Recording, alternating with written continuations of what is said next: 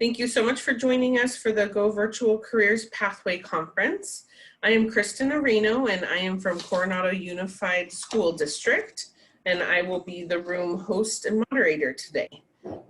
So we ask that everyone please keep themselves muted unless you're asked to do so, or we have a question that we're going over a little bit later. But please feel free to use the chat feature for any questions that you have that come up during the session, and we will just answer those as we go through the presentation. So I would like to introduce Deidre Puentes and Karen Goss with the presentation of #@home work-based learning. So I will turn it over to them, and in we'll leave about 5 minutes at the end for questions and answers. So, and then Karen just put the presentation in the chat so everyone can have access to that. These will also all be recorded, and everyone will have access to that as well. So thank you so much for joining us, and I'll turn it over to you, Karen. Thank you so much. Welcome, everyone. First, I'd like to apologize in advance. I was getting new carpet in upstairs, and it was supposed to start at 8 a.m. and they got here at 10. So they're just nailing the last couple things in. So if you hear anything, you know, it's at-home work fun. So I just wanted to welcome you all. My name is Karen Goss. Just a little background on me. My career has been in elementary education. So I've taught every grade level in elementary. I spent the bulk of my career as a TOSA, so a teacher on assignment for technology and data coaching. So I created technology curriculum and taught it K-6. And then I spent the rest of my career as an elementary administrator with a big focus on NGSS and technology. So that's kind of a little bit about my background. I was a principal of a STEAM school, and then it was super fun to create it from the beginning. And then I have been working for the Alliance at for the San Bernardino County Superintendent's Office. It's a new position, so Deidre and I both have dual roles. So we're curriculum specialists for career technical ed, and we're pathway coordinators. So we kind of are that bridge between the high school world and the community college world for CTE. So it's a brand new position. And so there's one of us at every community college across the state now. So I'll let Deidre introduce herself and then we'll get started.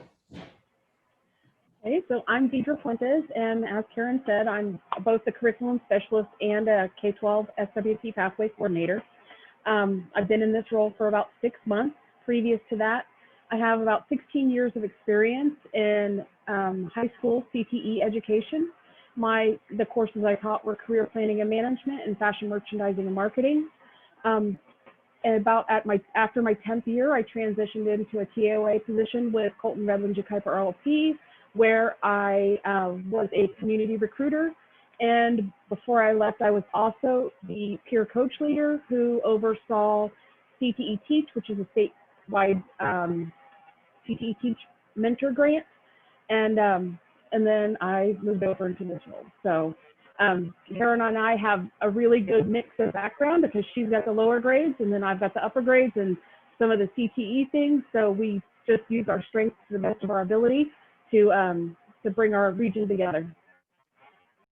And we know that how challenging, and I was a principal during distance learning at the end of the year, so I know how challenging this time is. And I think one of the great things about it is there's so much content, and one of the horrible things about it is there's so much content. And so a lot of teachers, there's so much out there that it can be a really overwhelming experience. And so we're going to add to that. I'm just kidding. But we have created some at-home work-based learning opportunities for elementary through high school students to so teachers can just input right into their LMS to give kids career exploration time, career skills time. We do know that during this work at home time, our kids are getting career skills. There are a lot of skills that our kids are really developing, like punctuality, time management, all those things. So we're going to share with you today the library that we've created, and it's a growing library. Every week we add an elementary lesson and a high school lesson. So it's something that continues to grow. So we're going to show you how to access those things today.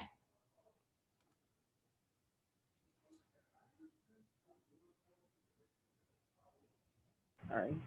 So a little bit about Alliance, because as San Bernardino County Superintendent of Schools, there is the Alliance for Education, which is like a three-pronged outreach to the community, industry.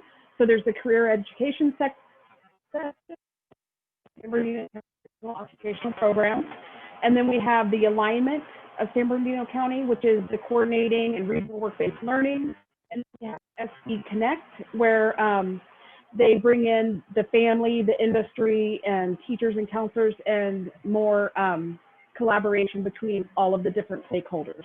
So all three of those are housed under the Alliance for Education. So we put all three of those together to get the work done that we do. So there's two places that we house all of our at-home work-based learning activities. So we house them on Twitter, and you can see where you can click on that, and you all have the presentation, which we put in the chat. So that'll be something that you can access. So every week, usually Tuesdays, we upload a new high school lesson, and on Thursdays, we upload a new elementary lesson. So on Twitter, you'd be the first person to see those as they come up. Also, we house them all on Pinterest, and we have different boards. So we have elementary career exploration, career skills that really go into, this is really targeted towards those middle school, mostly high school students on those skills. Career exploration, where kids can look at all the different careers that are out there in the different industries. And then career preparation, to really prepare them to be ready for career. So on our Pinterest board, you can follow us on Pinterest, and every time a new lesson is updated, you will have it in your library as well. So these are the two places. You have the links there. So when you're ready, you can just follow them and save them. But today we're going to go into a little more about what's in there.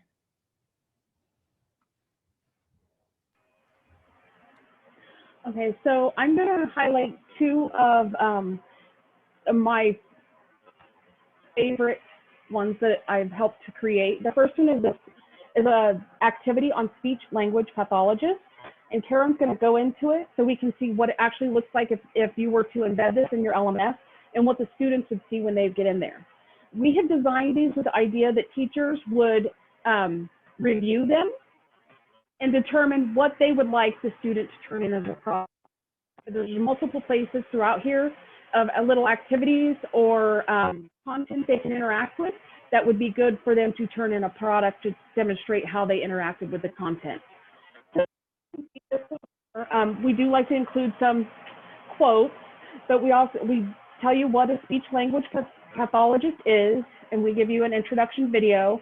The good thing about these is that we've already watched all the videos. It's so time consuming to try to curate content for specific topics sometimes, because you have to watch all of the videos or you have to read through all the articles. So the idea with this is that that part of the work is taken out. However, you would obviously want to watch it or go through it to make sure it's content that you want your students to focus on. So we also talk about what their duties are, and as you go down, it introduces students to what are speech and language disorders, what are the differences. There's videos on that, on specific speech disorders, and on language disorders, and it introduces them to what the differences are between those. And then it talks about whether they're developmental disorders or they were born with them, and it gives you two different examples of that as well.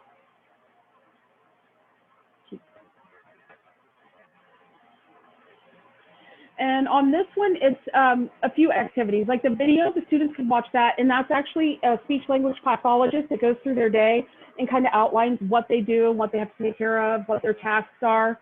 Obviously, for patient reasons, she doesn't feature any patients in it, but it's like from start to finish, her whole day, everything that she did during the day, she kind of goes over all of that. And we're going to click on tongue twister database. And I thought this was cute, and it just gives you, it would give the students an opportunity to look at some of the exercises pathologist might give to a patient or a client that would allow them to practice different types of combinations of letters. Like I did look at the coffee when I looked at that one, and you listen to it and then you would repeat it as many times as quickly as possible, and that would help students to help correct their disorders. If you go back over to the that one, the next one is a story place. So those are stories students could look through to read through and see if there's anything interesting there. And actually that takes you to a library in, I think it's Charlotte, North Carolina, maybe. And they had some really good links on there to like STEM activities and stuff. So even if you just go through there to get to that library, it has some good stuff. I was looking at it today. And then the articulation games by Tracy. Those, I looked at those, and those are a little more low tech. They're kind of, I know I did go through one today, and they have ones with the word scrambles that start with G, and they have speaking activities. And they let the student go through, and then it'll tell them how many they got right, how many they got wrong. So those are just some examples for the students to play with. They would give a client in the position of a speech language pathologist. And then it introduces them to the different places they could work. Because a lot of times students aren't necessarily really good at connecting where someone would work in a certain position. And with this position, they could work for public entities, they could work for schools, they work for hospitals, doctor's offices. So there's a really wide range of careers that are available, or let's say places for them to work. And then this goes on to show them what does it take to become a speech language pathologist.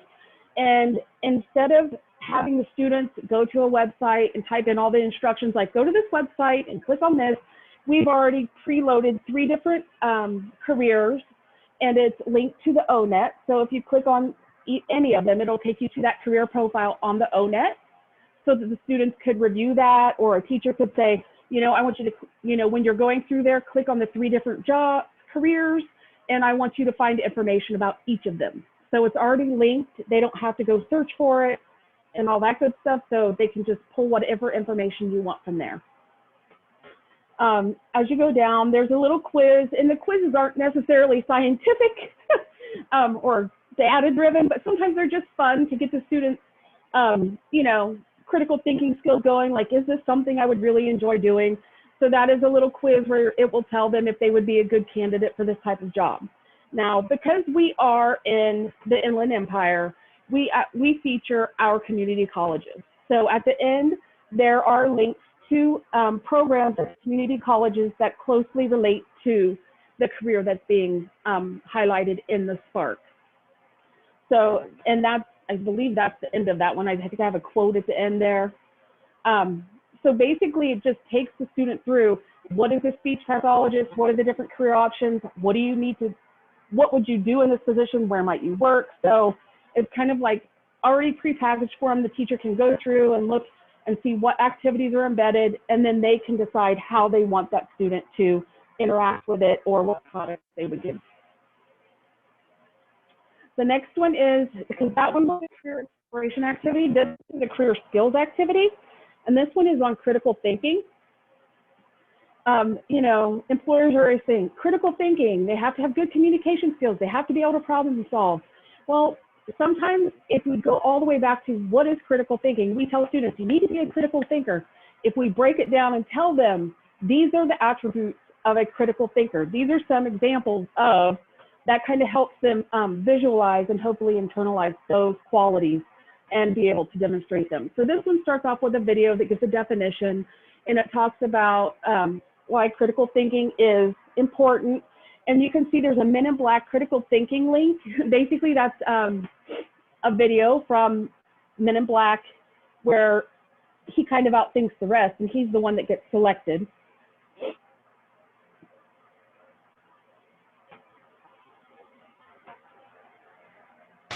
Sorry, maybe you already answered this, but why exactly are we here? We're here because you're looking for the best of the best of the best. Let's get going.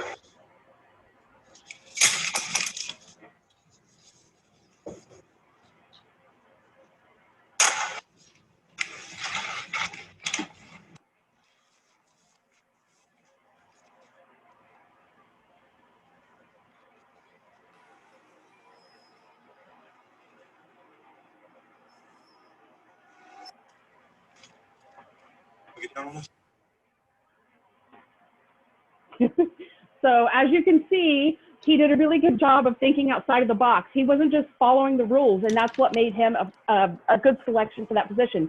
So as a teacher, you could preface that video, say, watch this video, and in your own words, explain to me why you think, which one used their critical thinking skills and how did they demonstrate it. As you go along, you can see other examples of critical thinking in action, like the Fosbury flop. And then this is a riddle about a bridge. Honestly, I had a hard time with it, but I've never been really good at those like brain teaser activities.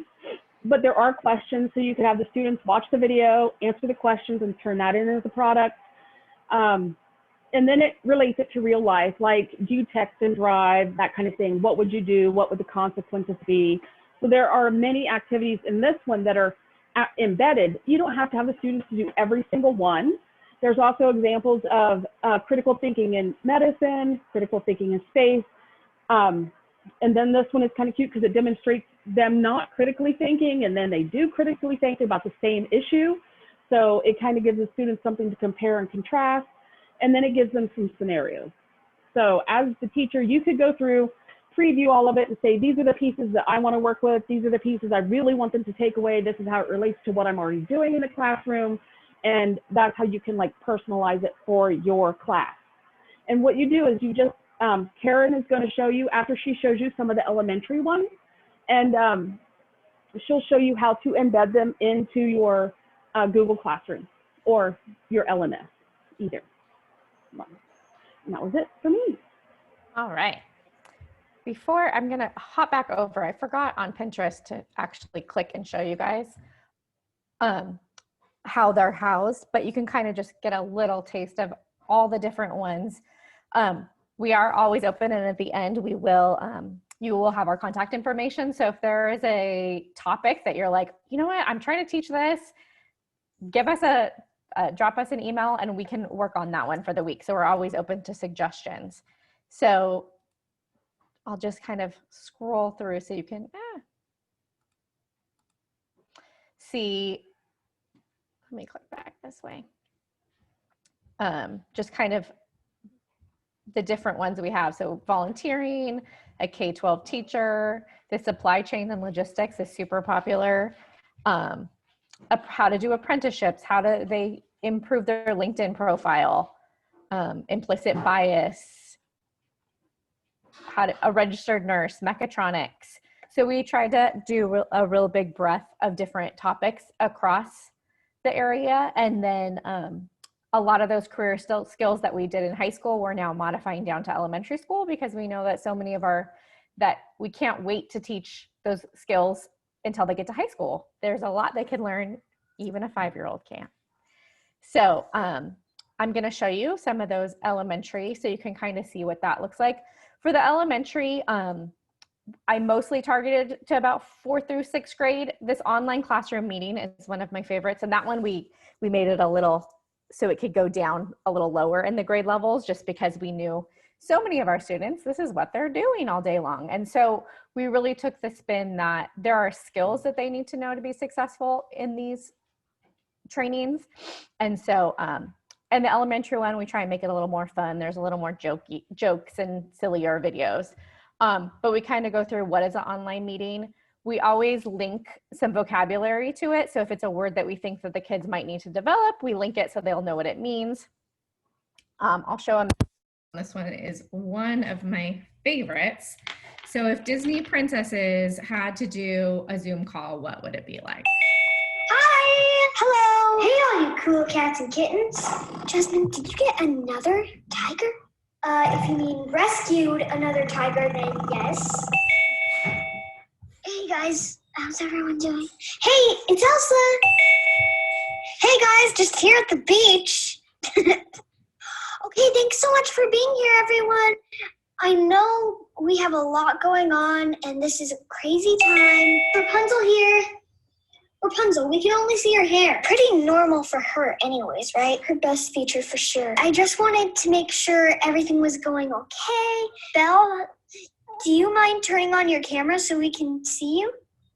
No, I'm good. She just rolled out of bed for sure. It's that little camera with the line through it. No, I know how to do it. It's just something's wrong with the camera right now. Yeah, right. Okay, so I just wanted to make sure you know that Disney World is still closed. So it looks like we're going to be working from home for a while.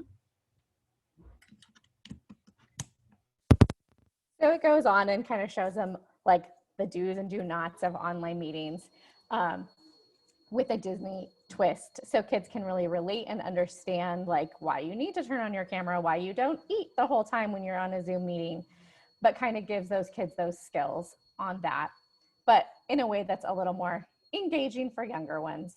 How do you join a meeting? And we kept this open. It wasn't just on like Zoom, but we kept it open to all different ones. What equipment would they need? What are the rules? Tips for becoming a pro at online meetings, how to be on time and be respectful.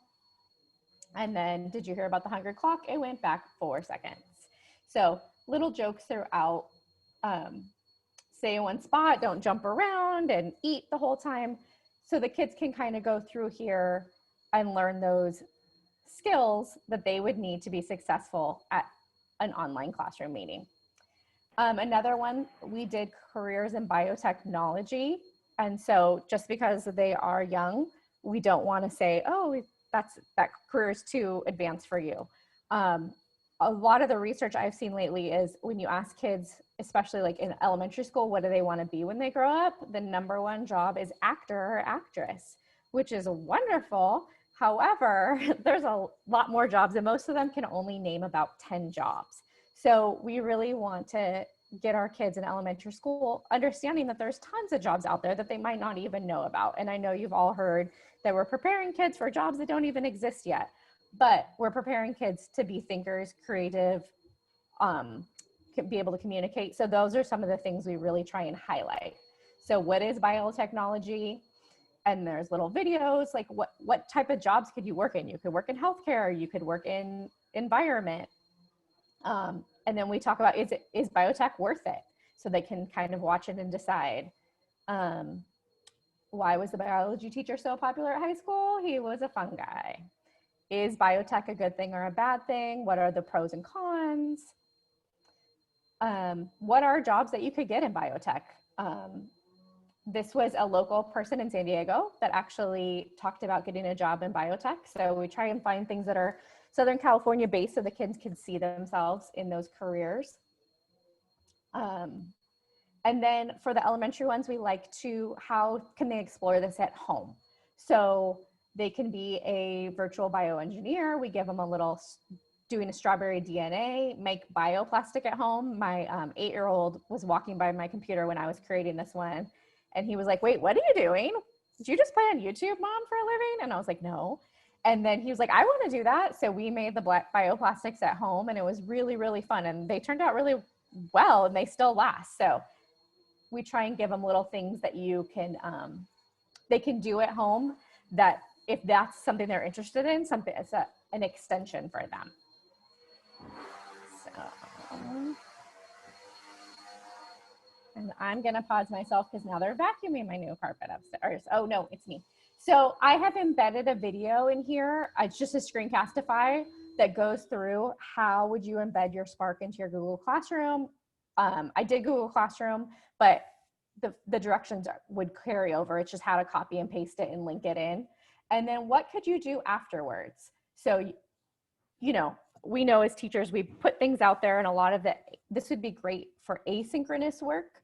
So you could say, hey, this week, we're gonna give you this Spark on biotech. Throughout the week, there's a couple things I want you to do. First, I want you to watch it. Then I want you to create a poster and share in, you know, Flipgrid, or write an essay comparing face-to-face versus online meetings. Which video was the most impactful and why? Make a graph of internet speeds in a Google form. That was one of our ones about internet. Record a video practicing introducing yourself in the Be Professional section. So there's little things that you could do to extend this so you could use that at asynchronous time. The content is developed, then you could just do a lesson that goes with it.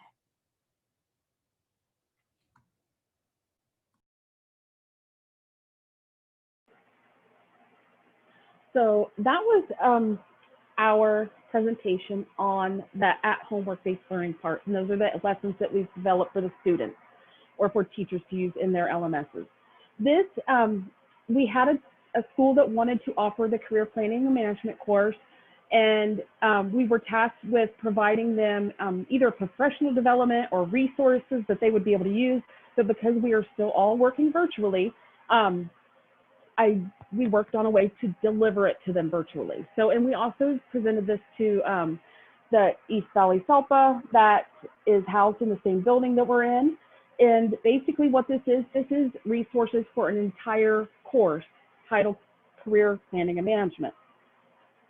And what's inside of this is links to each unit that includes resources to help a teacher teach the unit.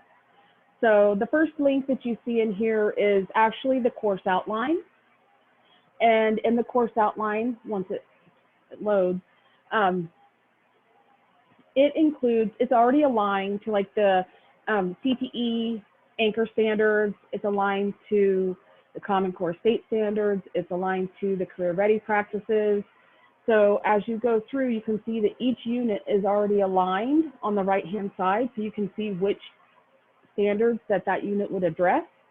And if you click it, it would actually take you to the bottom of the outline and where you could read what exactly those standards are. And back to this, and when we go back to the Spark, you'll see that in the Spark, it includes a link for each unit. So Karen, if you'll go back over to the Spark, and this course has a total of 8 units. And the units are communication, interpersonal skills, career planning, job search skills, interviewing skills, personal and occupational safety, personal finance, career success strategies, and leadership. Those are all the units that are included in there. So if we go back to job search skills, I selected this one because I just made a Spark for it the other day also, so that actually the Spark is linked to this unit. So this is something that you could give a teacher who needs to embed more career planning and management, career exploration, college exploration facets into their class. So this is unit 4, and you'll see that basically it lists all of the competencies for that unit. Those are all the things the students are expected to be able to do when the unit is finished. And at the very bottom right there, I added the link to the Spark that I actually developed for job search, which includes a lot of the resources that are in this unit. But as we go down, each competency or a set of competencies, we provide teaching strategies, different activities that they could do in the class or task the students with completing, give them resources to different places to find information on jobs, how to promote themselves through their social media. And that purple video, I can't read, Job Genius, that's a really good video that goes through a lot of different steps. So that one's really good. As far as job applications, when I was a teacher, it was always horrible trying to find the handwritten job applications or to find something online where they could fill it out, where they could actually practice. Well, in this one, those 3 competencies, I actually did find a printable online application or a printable application. It's from Sonic. And then I also found, this says practice online job application. If you click on that, it actually takes you to an online job application through, I think it's Minnesota State. And it doesn't save their information. They just click start, they go through, and it gives them opportunities to see what it's going to be like to fill it out online. And when it gets to the very end, which I think it's several pages because it does ask for references, previous jobs, all that stuff, they can click submit, which basically means print, and then they can print it out. And then they could go through and see, where did I make mistakes? So a lot of times they think, oh, I'm typing on the computer, and they ignore capitalization, punctuation, and spelling. So it would actually give them an opportunity to see, what was it that I just put into that application online? Maybe I can figure out why they're not calling me. So if you go down, it covers resumes, and I found a really good app on Indeed. They actually have tons of sample resumes, and they're by career type. So if you have a student that wants to be something like arts, media, and entertainment, there's multiple different type resume samples that they can go on there and look at. And they actually also have a resume builder. So if you click on the Indeed resume builder, you'll see that they can go in there and just like the other website,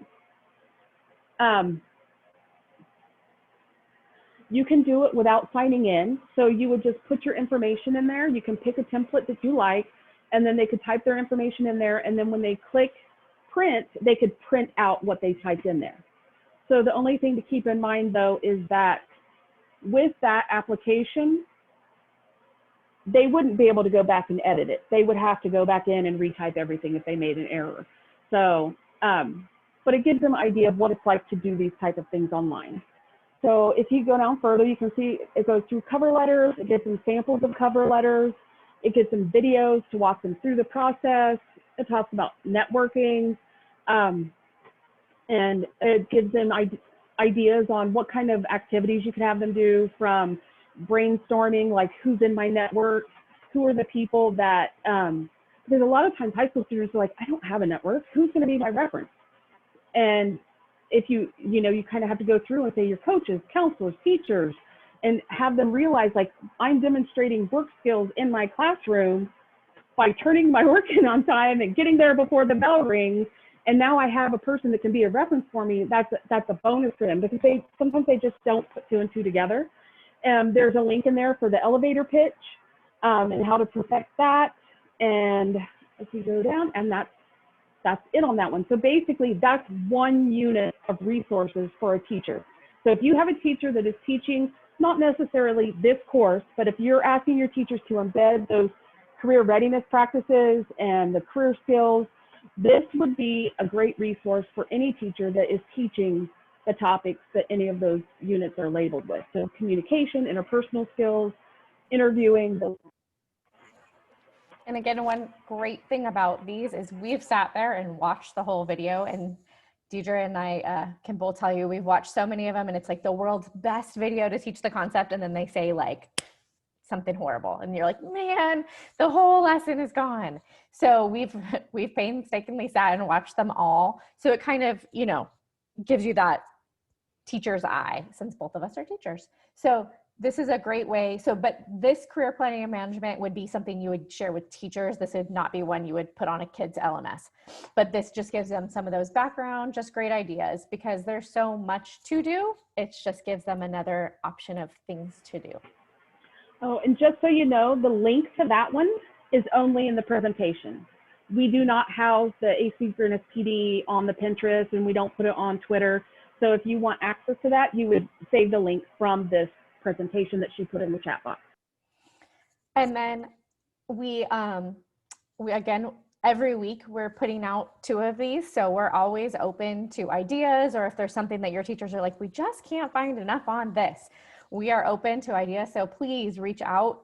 We can work on these topics. We know that your teachers are so unbelievably busy creating content that we want to be a resource for them for any of those career and technical skills that we want our teachers to share. So on the presentation, you have our cell phones, you have our work and email addresses, and then both of our Twitter handles. And then this is the Twitter handle where every Tuesday and Thursday we link the newest updated Spark presentation. So you could follow us on Twitter and you'll get that first thing as soon as they're hot off the presses. So please, we are here to help. So reach out, help us, and we are open to any questions. Kristen, did we have anything in the chat? No, nothing came up. So if you do have a question, feel free to unmute yourself and ask either of the ladies. This was really great information. Thank you both so much for sharing and creating all of that. Of course. Okay. And I do know that some of you need proof of participation today. So this will be your proof of presentation. So if you need to take a picture of this to share with your district, we'll leave that up here. Deidre and I will stay on. And if anyone wants, has some questions they want to ask us, we are here and we'll be happy to answer them. Okay, wonderful. A question just came up. Have you worked with any three-dimensional apps? So, three-dimensional apps. I know I was on Google Explore or Google Tours the other day. Is that the kind of thing about?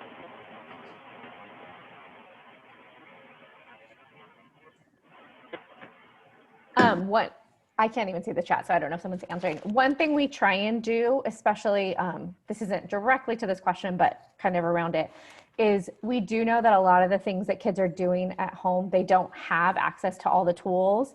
And with career and technical ed, we do know that there's a lot, it's so much hands-on. So for in the virtual world, that's really different. So we do try and put things that we can find online that are like simulations, so kids can practice those things. And so this, I know our county uses NEPRIS a lot, so this is something we kind of use in conjunction.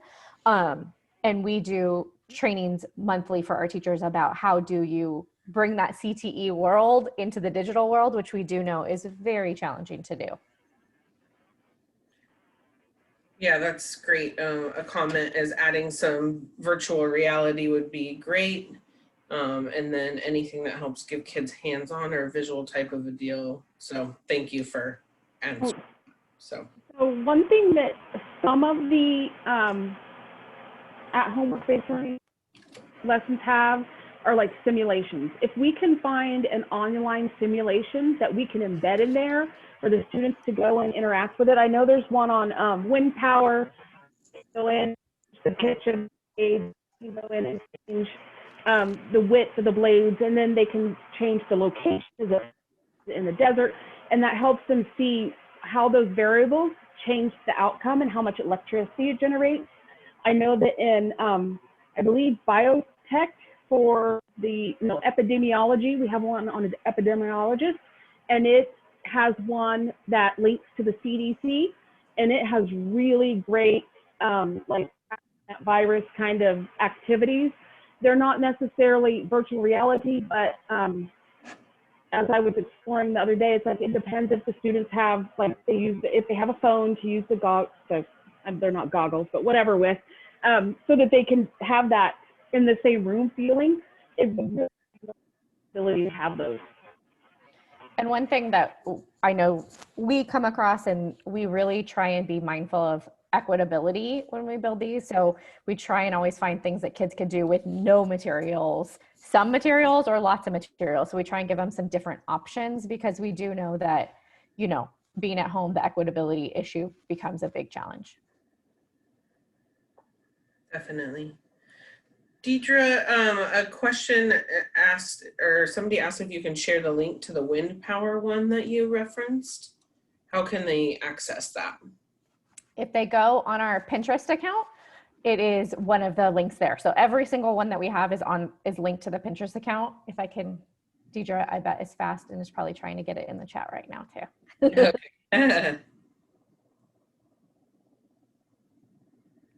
Any other questions? Feel free to unmute yourself or just type in the chat. We have a couple more minutes. I'm working on that link. Thanks, Deidre.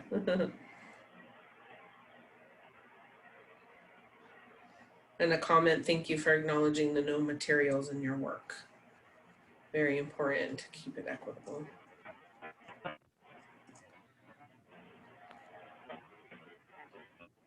It is. I have a 3rd grader and a 7th grader. So I do like to run them by them to be like, could you do this? Could you do this? So they're kind of my testers. My internet's a little slow. Here we go.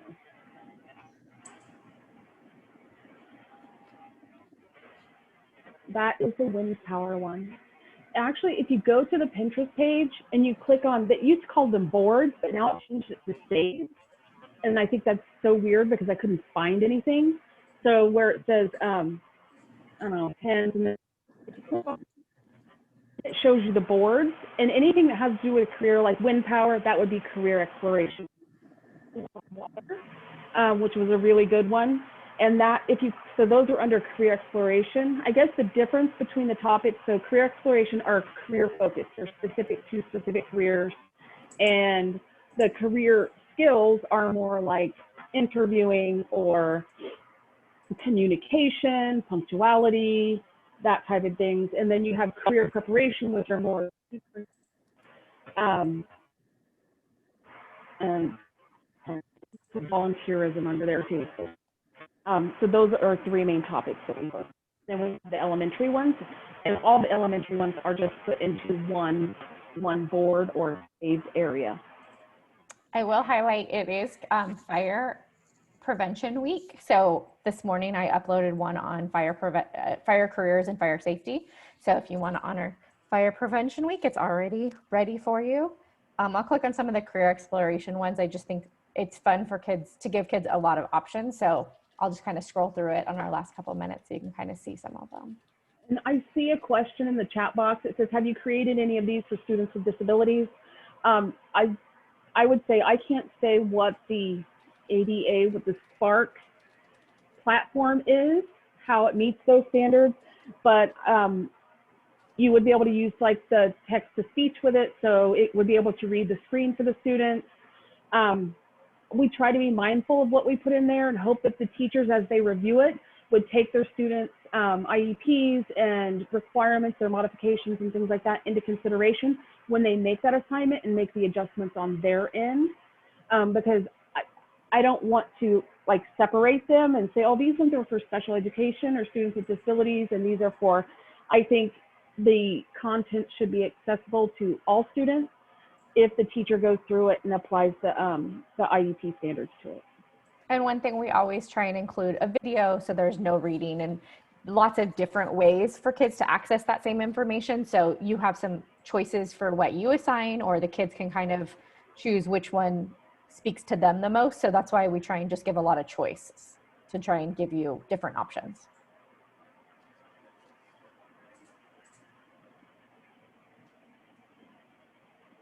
So these are the ends. Them. We really, really appreciate you guys coming to our presentation.